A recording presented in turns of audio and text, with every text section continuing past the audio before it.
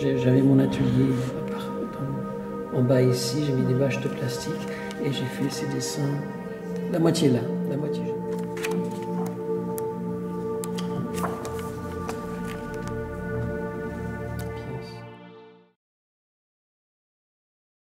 J'ai eu une sensation assez bizarre mais très belle en venant de New York où j'habite, prenant l'avion et dans mon sac il n'y avait que petit carnet qui était en effet cette expo.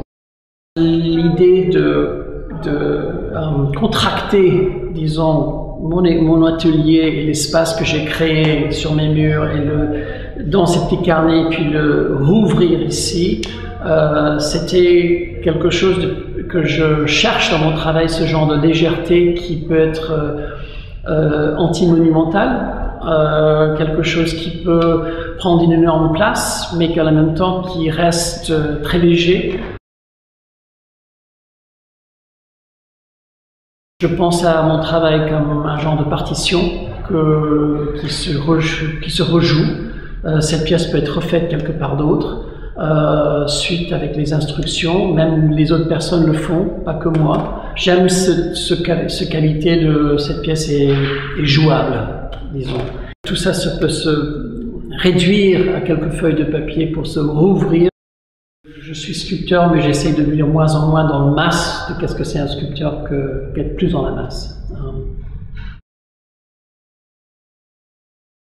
Alors le sujet de panorama, c'est 4 rochers qui sont devant mon atelier.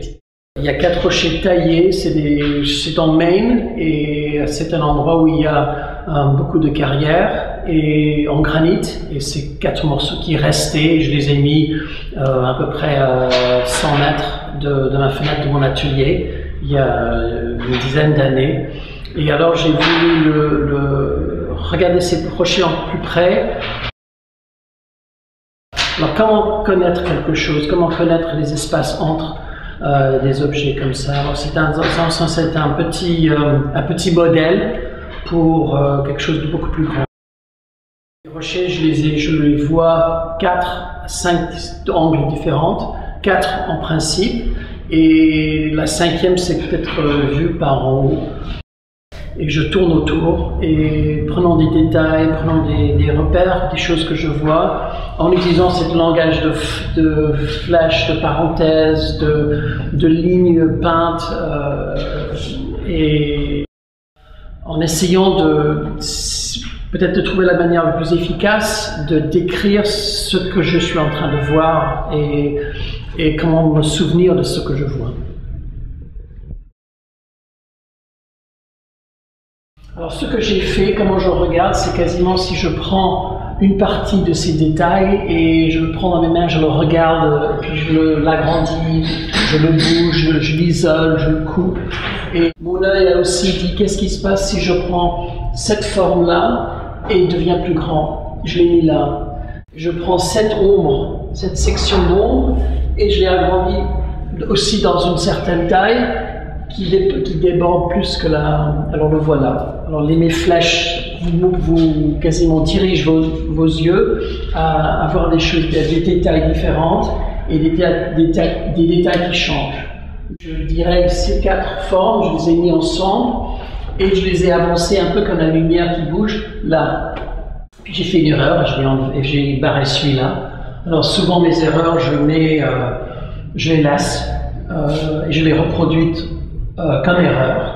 C'est comme ça que je regarde et les rochers qui est vraiment le vrai sujet du panorama, je les regarde en avançant, mesurant, prendre des sections, des détails, les revoir quelque part d'autre et avec des autres méthodes. Le bon d'un spray, c'est pour moi quelque chose de une façon de peindre sans résistance, le plus dépendant du souffle qui existe, bien plus même qu'un petit crayon, c'est la chose qui bouge le plus. Alors ça m'intéresse, cette côté de non-résistance, de légèreté.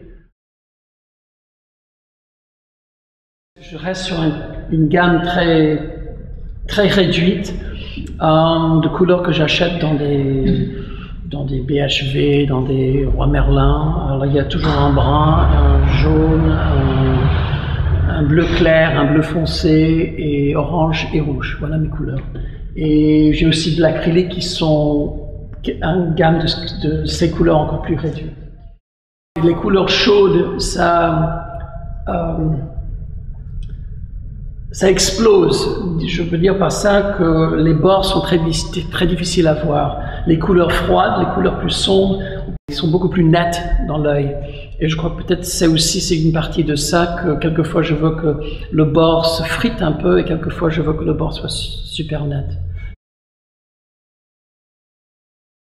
Alors le vrai sujet, c'est comme je dis, c'est ces 4 rochers. La taille de mon atelier est assez petit, enfin pas tellement petit que ça, mais c'est à peu près de cette taille, qui est 3-4 mètres. Chaque fois que j'ai fini une partie de cette pièce, je l'ai mesurée, je l'ai pris des photos, puis effacé et recommencé à une autre section. Et une section, c'est le titre. Je mets Pan là-haut, j'ai un O là et j'ai Rama là. Cette coupe-là, c'est des faces de plusieurs rochers et ça m'a intéressé tout à coup de pourquoi ces pointes et ça se mettaient ensemble. J'ai pris cette relation, j'ai joué avec, je l'ai mis là-bas. Il y a cette très longue ligne en pointe. Et sur cette colline, les 4 rochers ici, c'est que des sprays un peu en ratage, de sprays de brun. Ça m'intéressait comment ils se mettaient un vers l'autre. Par exemple, le bas de celui-là était quasiment le haut de celui-là. Et puis à la fin, j'ai pris la dernière angle. Les rochers sont encore plus, peut-être, en volume. J'ai voulu quelque chose de très long. Je savais que je voulais terminer sur ce mur-là. Les espaces entre les rochers étaient peut-être plus... le plus fondamentalement ce que je m'intéressais que les rochers elles-mêmes. Que la masse elle-même, c'était cet espace entre. Alors j'ai pris quatre petites phases, 4 petits angles de ces rochers, je les ai mis sur ce fond-là.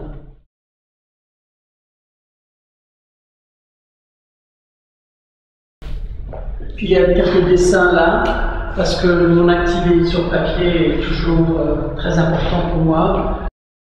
Je colle 3 ou 4 morceaux ensemble et je dessine ce que je vois. Et quand je veux rapprocher les choses, quand il y a un espace, disons qui n'a pas de sens dans le dessin, je le plie. Alors je le plie, je coupe, mais j'enlève jamais le papier.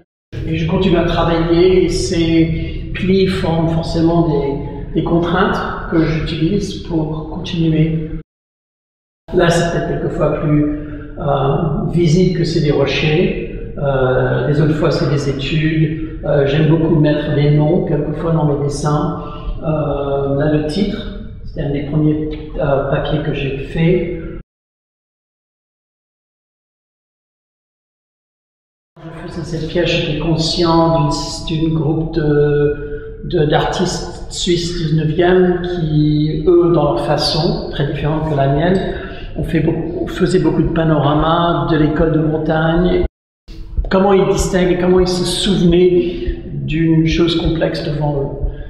J'ai pris cette question en renvers de ce qu'ils faisaient. Moi, c'était moi qui circulais autour d'un objet petit au lieu de eux qui étaient en face de quelque chose d'immense. Alors mon travail il y a 1 an a pris un changement assez radical. Avant ça, je travaillais avec des câbles et des tubes et qui se mettaient sur le mur et puis je mettais les sprays au moment de contact. Le travail a terminé avec une grande pièce que j'ai fait au domaine de Kerguenec en Bretagne, un mur qui se faisait à peu près 8 mètres, je crois. En le faisant, j'ai su tout de suite que les câbles et toute cette attirail de métal me permettait pas d'approfondir dans mon langage de forme. Je pouvais pas m'approcher plus de comment je dessinais, et dans les dessins, c'était où je voulais cette façon de regarder très près des objets et les espaces entre les objets. Ces câbles étaient trop, il y avait trop de masse.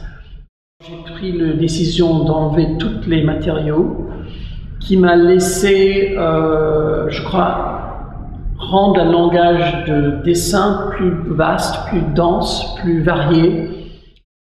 Je garde un peu la mémoire des choses comme les câbles avec ces lignes, disons, peintes qui sont assez attirées. Alors je garde ce jeu de tension.